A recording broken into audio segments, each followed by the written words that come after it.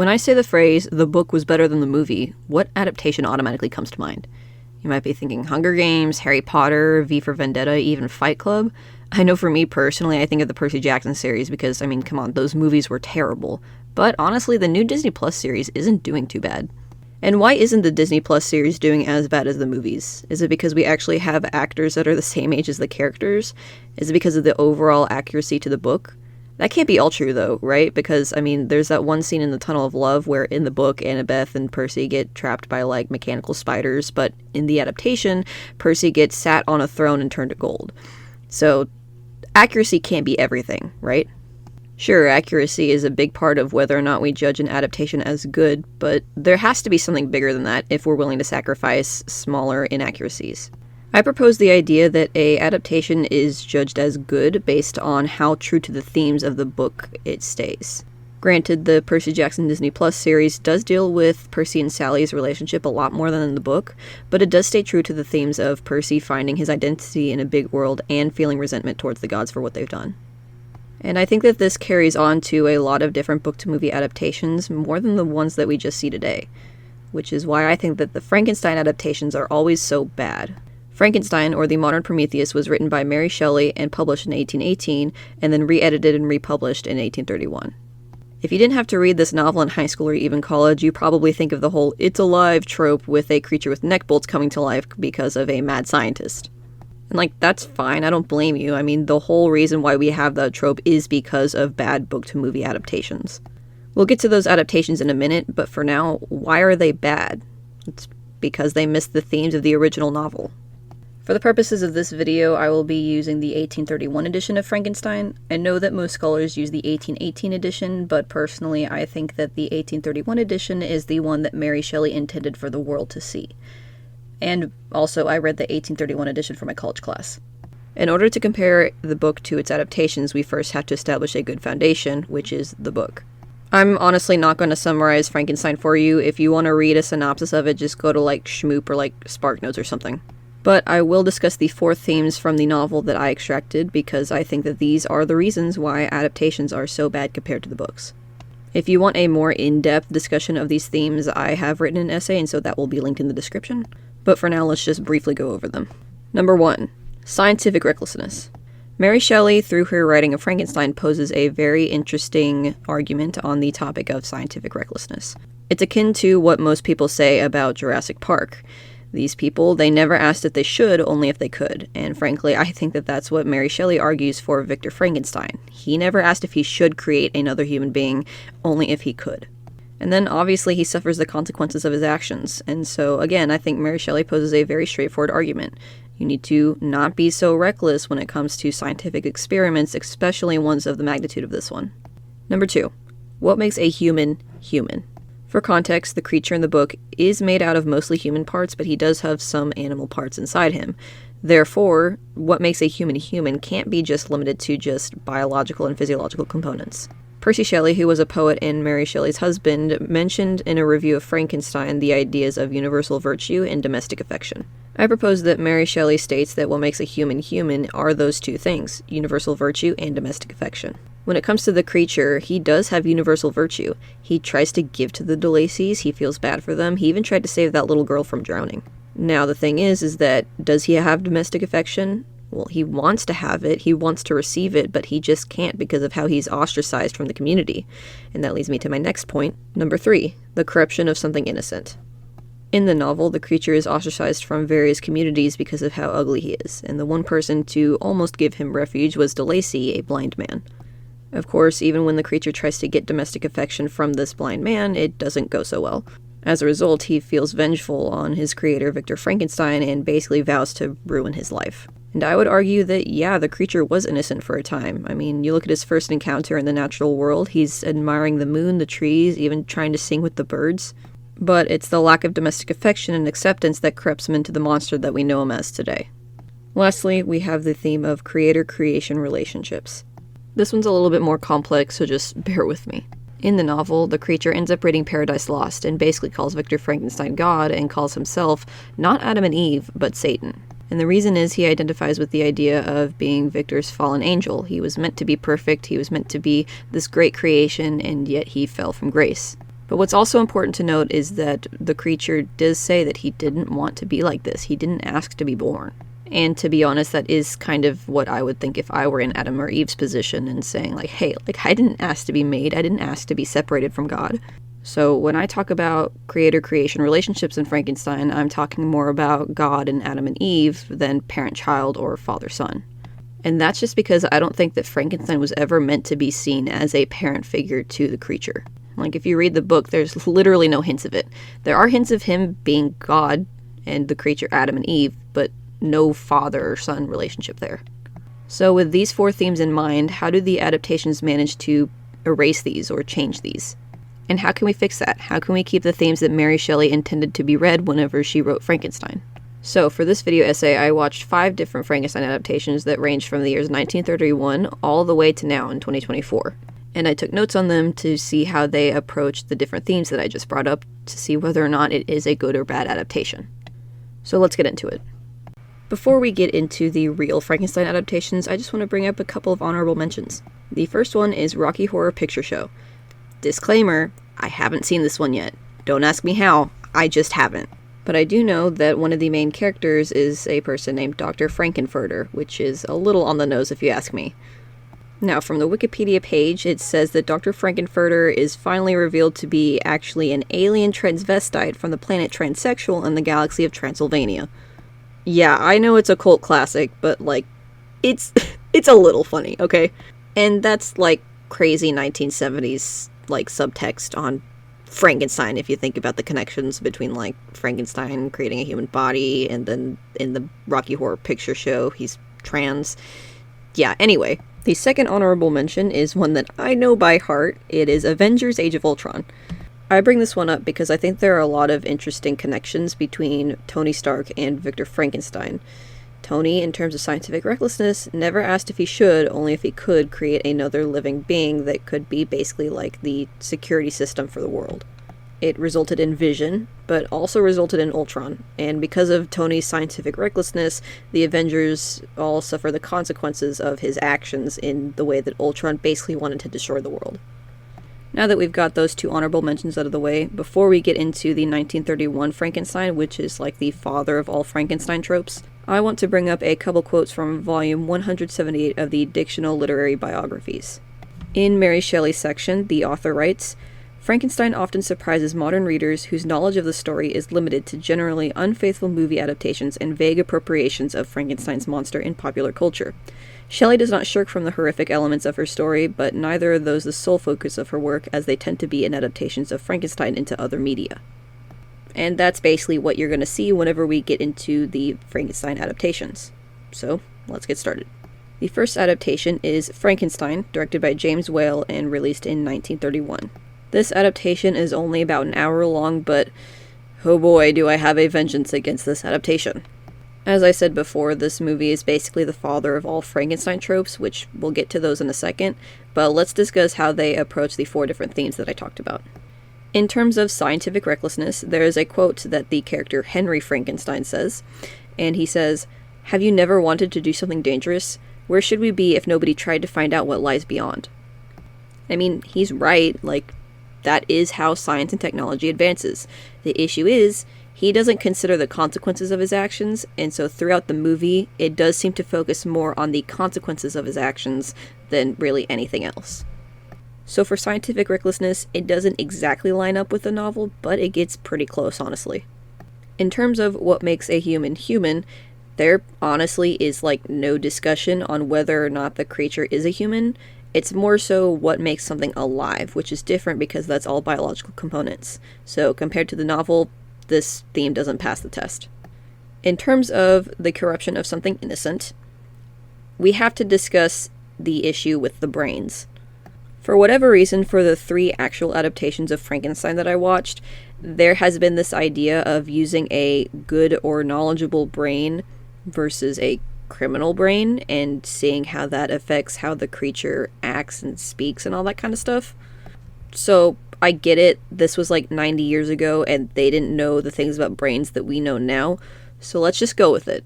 I assume what they were trying to do is to say that if you place a criminal brain in somebody else, then that person is going to be a criminal.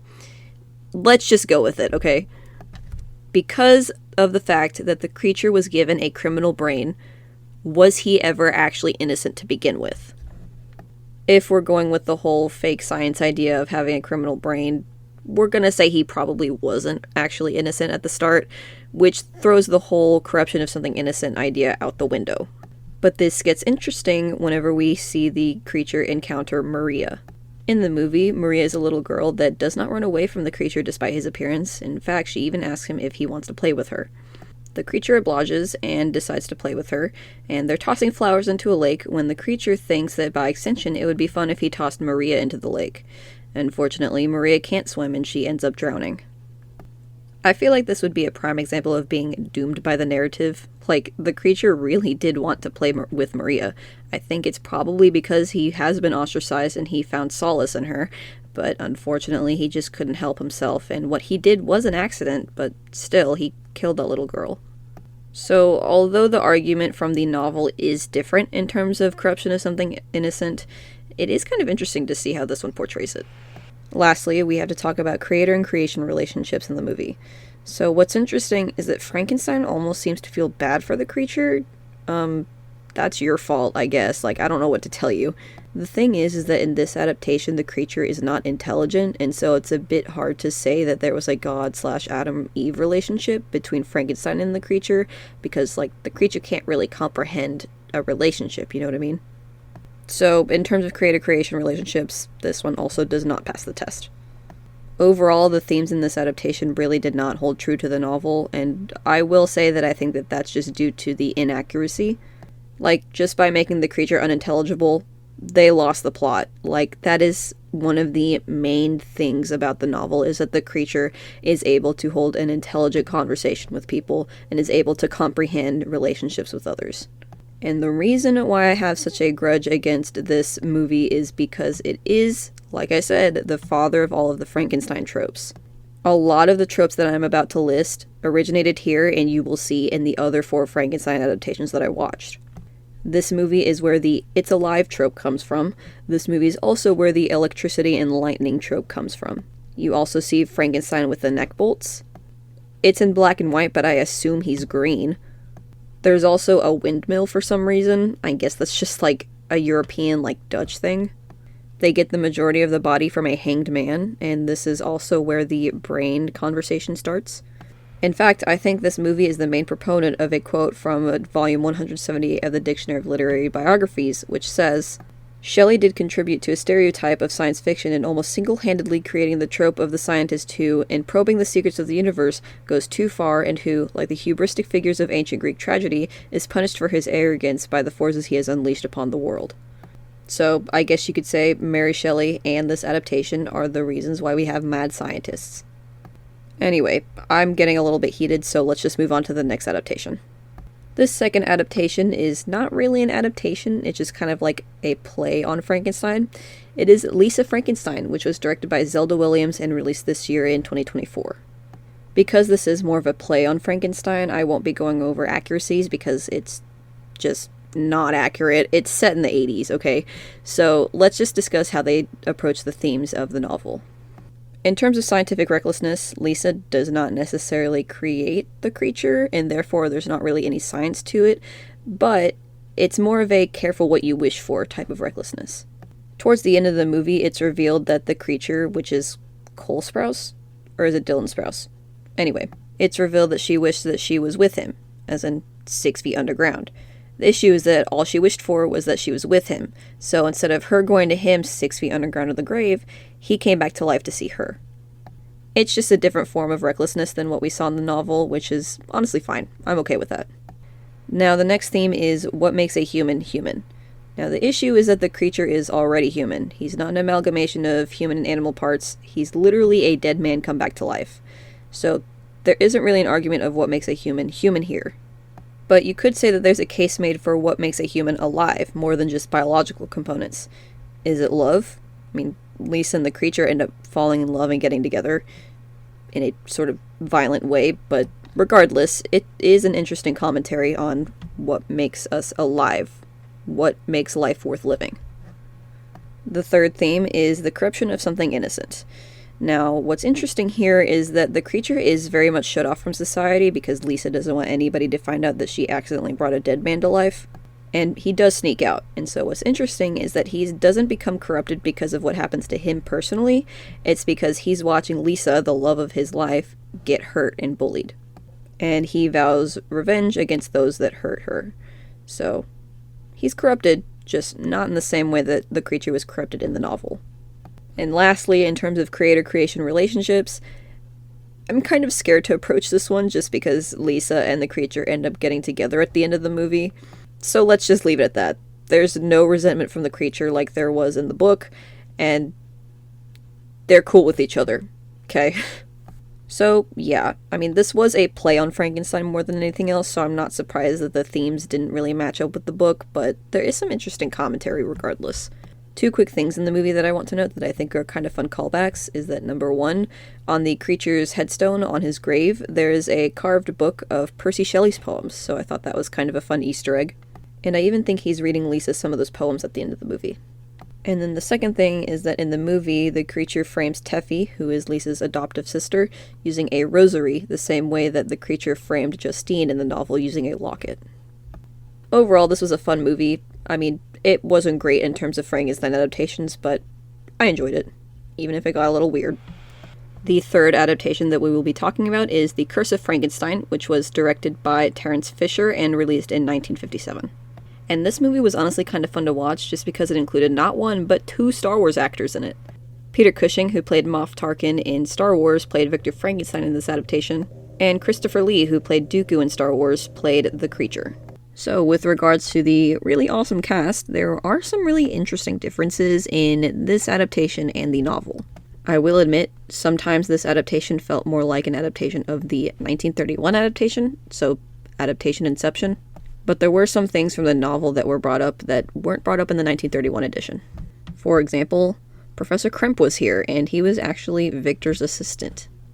And Kremp had something interesting to say in terms of scientific recklessness. For context, in this movie, Frankenstein's scientific endeavors start off with reviving a dead dog. After reviving the dead dog, Kremp tells Victor how amazing this could be in terms of surgery and scientific advancements in that realm. But the thing is that Victor wants to continue pushing further. All they did was resuscitate the dog, and now Victor wants to see if he can use what they did to resuscitate the dog in order to create a new human being. So Kremp was kind of the voice of reason here, and yet Victor ignored it. So the act of being reckless when it comes to scientific endeavors is still present in this movie. The thing is that there is a voice of reason, and Victor just ignores it completely. I think this honestly adds to the novel's argument on scientific recklessness and just kind of pushes it a bit further. In terms of what makes a human human, again, there really is no discussion of it because the creature isn't treated like human and he isn't very intelligent. There was one line that I thought was interesting though, and I believe Frankenstein said it. He said that the most complex thing known to man is man itself. Do with that phrase what you will. In terms of the corruption of something innocent, again, there's the brain issue. It's essentially the same questions that I had when it comes to the 1931 adaptation, so there's really nothing new here. And for creator-creation relationships, again, the creature is not intelligent, so it's hard to hold a relationship with him, but what's interesting is that Victor is kind of obsessed with the creature. He wants to continue to take care of it only so that he can study it and push further.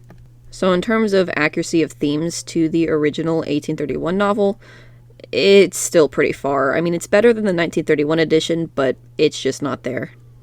Now, it is more accurate in terms of the 1931 edition, as there are the correct names like Victor Frankenstein, and they even include Justine, but the accuracy really isn't all there, especially considering that Frankenstein was having an affair with Justine. Now, what I will say on the topic of this affair, it honestly does show pretty well how Frankenstein is very conceited with himself. I mean, there's a whole scene when Victor just goes off on Justine instead of having, a little bit of kindness and empathy for her. But anyway, yeah, not super accurate. Now, what's interesting though is that this was the first adaptation I watched to have an outward frame of Victor telling this story while he's in prison. Granted, this is not the same outward frame that Frankenstein the novel had, which is Robert Walton and, his expedition and hearing from Frankenstein himself. But still, I do think that it's a good detail to note, and it shows how, accuracies are slowly coming up more and more as time goes on. Eventually, it will result in the 1994 Frankenstein, which we'll get to that after this next one, which is Frankenweenie, directed by Tim Burton and released in 2012. Honestly, Frankenweenie was a great movie. It was a great kids movie. It was really cute. I enjoyed it a lot, and to be honest, I would try to revive my dog if he died too. So, in terms of scientific recklessness within Frankenweenie, it's a kids movie, so the implications are kind of light.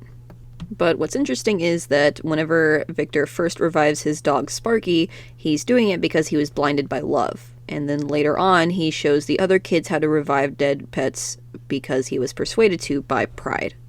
And basically, Victor has this one moment where he says that he was doing things for the wrong reasons. Which, I think that's pretty good commentary. Motives are a very important part of how we approach different ideas and different endeavors that we might take to further science and technology. So I think there's less commentary on the scientific recklessness itself and more commentary on the motives of scientific recklessness. In terms of what makes a human human, it's a dog.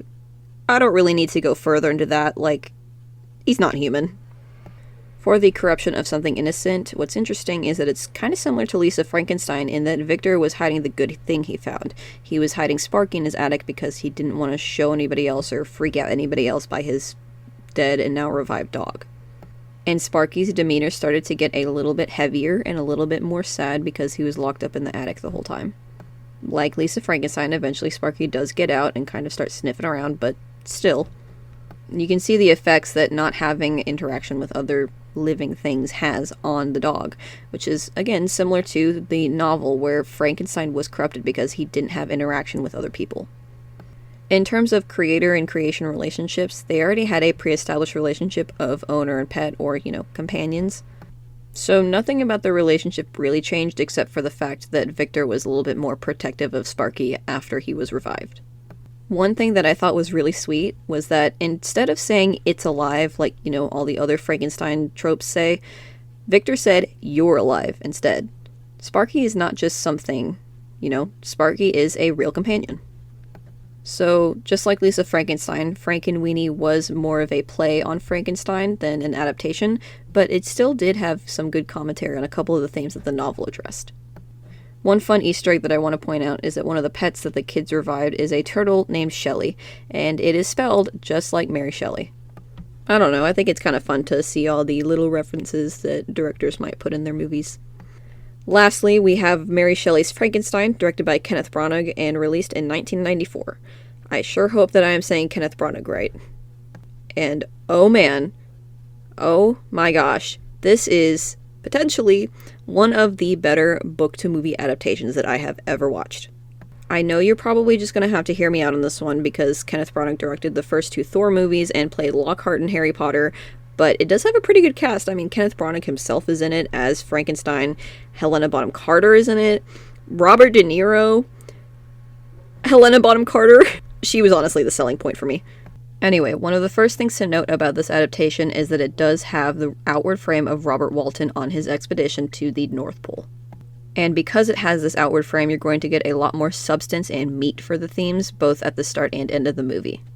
We'll talk about why this outward frame is so important whenever I talk about what needs to be included in a good Frankenstein adaptation, but for right now, let's just continue discussing the four themes for Frankenstein. For scientific recklessness, it is extremely similar to the book, but there is emphasis placed on the reason for Victor's scientific recklessness being the death of his mother, Mrs. Frankenstein. In this adaptation, Mrs. Frankenstein dies while giving birth to William Frankenstein, while in the book she dies because of yellow fever. But still, the effects are all the same on Victor Frankenstein, and this is the reason why he wants to try to create life again. Now, in this adaptation, while Frankenstein is studying at Ingolstadt, there is Professor Waldman and Professor Kremp. And Kremp says that trying to create human life through alchemy is not only illegal, but immoral. Kind of going off of the 1957 adaptation, there is a voice of reason, and Victor still chooses to ignore it. So I would say that this adaptation approaches scientific recklessness similarly to the 1957 adaptation. In terms of what makes a human human, most of this argument comes from the cave scene in which the creature confronts Frankenstein, which, by the way, the creature is intelligent in this adaptation, which is a huge plus to all of the story and all of the themes. But anyway, the big thing to note is that within this cave scene, the creature basically successfully argues that he is human. The difference is, instead of universal virtue and domestic affection, this adaptation kind of more focuses on being sentient and thinking and feeling. The creature discusses how he thinks and how he feels and how he's really no different from Frankenstein. So both this adaptation and the novel come to the same conclusion that the creature is human, they just get there in different ways. Similarly to getting the same result using different formulas, in terms of the corruption of something innocent, it is extremely similar to the book in terms of being outcasted by the village and the DeLacys. The only issue is that this adaptation seems to focus more on the physical hurt than the emotional hurt of being outcasted. Like, bringing your pitchforks and your torches to try and bring down this creature. Now, I will admit, this may just be part of the movie being a visual media instead of a written media, so therefore you can't really get into the creature's emotions all that well. It's much easier to portray physical hurt than emotional hurt when it comes to movies.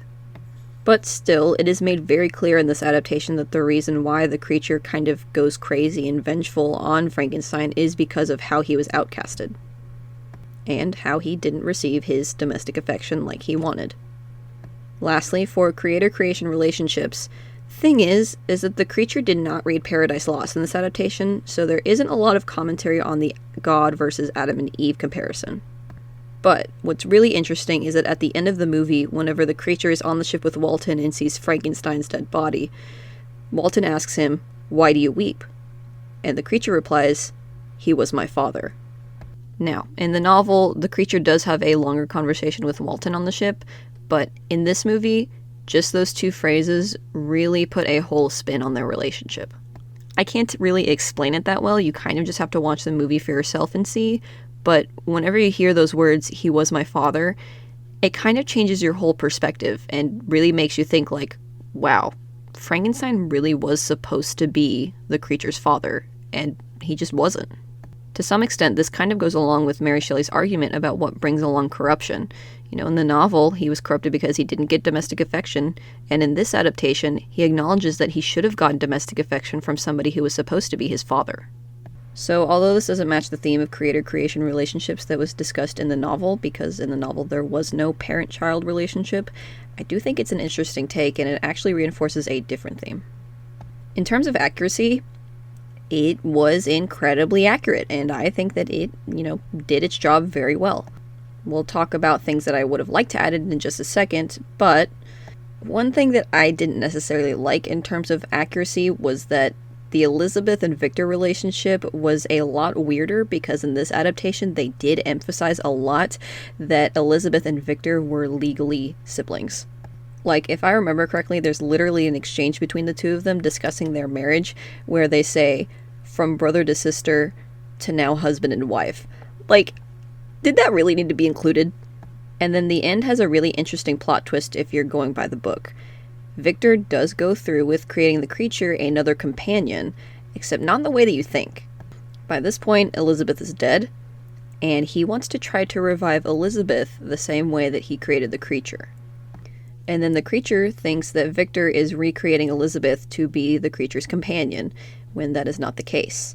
So there's a really interesting climactic scene where there's kind of a push and pull between who's going to get Elizabeth, who is going to get her domestic affection. Now, whether or not this addition to the story was there to add to the depth of the characters or just added in for funsies, I still think that it did have a lot of commentary in terms of the themes like domestic affection, even companionship, which I didn't talk about, all that sort of stuff. And then briefly returning to the topic of the outward frame of Robert and his expedition, although I am glad that they included it in this movie, Robert wasn't really characterized the best, and he didn't have as much depth to his character like he did in the novel. And that depth to Robert's character is something that would be a non-negotiable if I were to create a new adaptation of Frankenstein that aligns with the book. So let's discuss what I would include and exclude if I were to create a good adaptation of Frankenstein. So, the issue is that Kenneth Branagh did Frankenstein really, really well in my opinion. Except for these 3 points. Number 1, Robert Walton isn't characterized very well. As I previously mentioned, because he's not characterized, this really doesn't introduce concepts like a learned mind, domestic affection, and even recklessness. And as a result, there isn't as much quote-unquote meat during his encounter with Victor and the creature at the end of the novel. Therefore, it's not shown very well that Victor didn't learn his lesson, but Robert did learn Victor's lesson at the end of the novel. Number 2, there was a lack of domestic affection between Victor and pretty much anyone else except maybe Elizabeth. The thing is, Elizabeth and Victor's affection was very much more romantic than it was domestic. And number 3, although the creature is intelligent in this adaptation, he doesn't read books such as Paradise Lost, Plutarch's Lives, and Sorrows of Werther. Therefore, he's not as learned in the movie as he was in the book. And the important thing about making sure the creature has read these books is that he knows, or at least has some assumption of, how the world works around him. And especially for Paradise Lost, he's able to compare himself to some of the, characters in the book.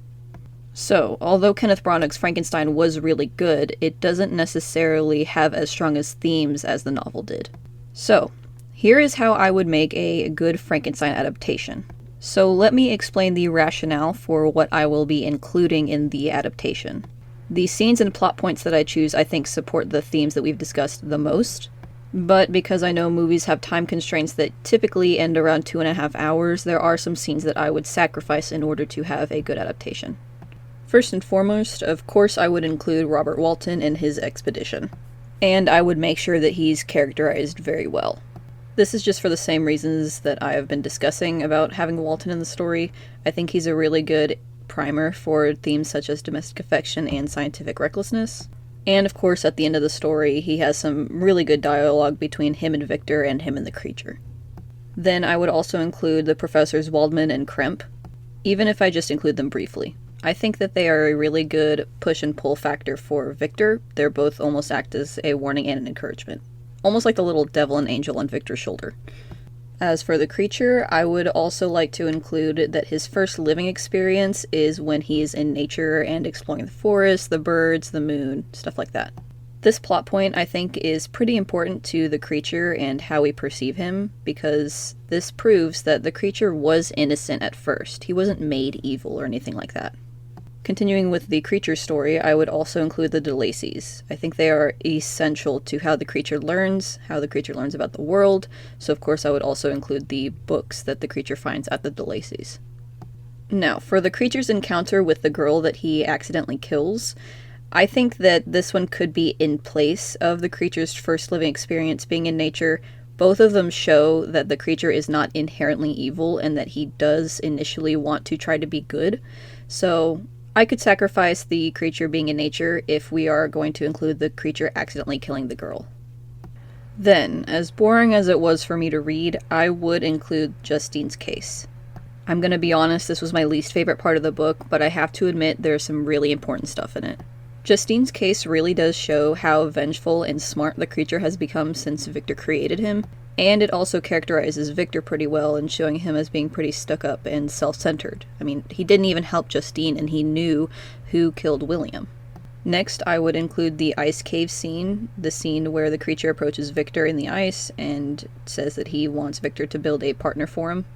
This scene, I think, was really well done in Kenneth Branagh's Frankenstein, and it really does show that the creature has wants and needs like any other human. And it especially shows that he really does want to be part of society and have community with somebody. Next, we have the murder of Henry and the imprisonment of Victor. I think this is really often overlooked, and frankly, I almost forgot about it when I was planning this video, but seriously, this does show how Victor could be remorseful at times and builds a sort of connection from the audience to Victor despite everything. Like, the audience for some reason kind of feels a little bit of pity for Victor, even though all of the problems in this book are because of Victor. Then, of course, I would include Victor's wedding night, because this is the culmination of Victor's scientific recklessness. This is the point where Victor's issues and problems all come to a peak, and everything just comes crashing down on him. Then coming back full circle, as I mentioned with Robert at the start, I would include Victor's death, the creature's appearance, and Walton's conversation with him. Like I said before, there is just a lot of meat here in the book to characterize all three of these characters.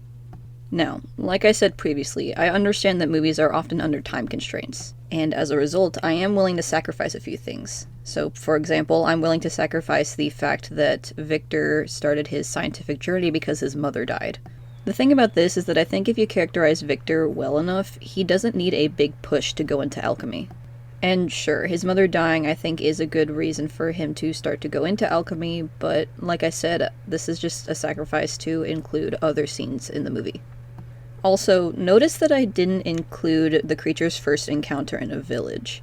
In his first encounter in a village in the novel, of course, all of the villagers go and grab their pitchforks and torches to go after him.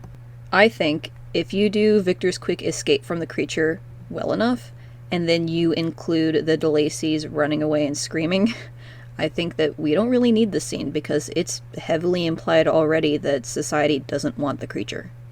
All this to say, maybe a movie isn't the way to go for Frankenstein. Maybe it needs a miniseries instead. And frankly, maybe most book adaptations need to be miniseries. I mean, like I said at the start of this video, Percy Jackson is doing a lot better as a miniseries instead of a movie. So anyway, here's to hoping that Guillermo del Toro's Frankenstein adaptation does a lot better than some of these other ones in the past. Knowing him, I think he'll be able to do something interesting with it.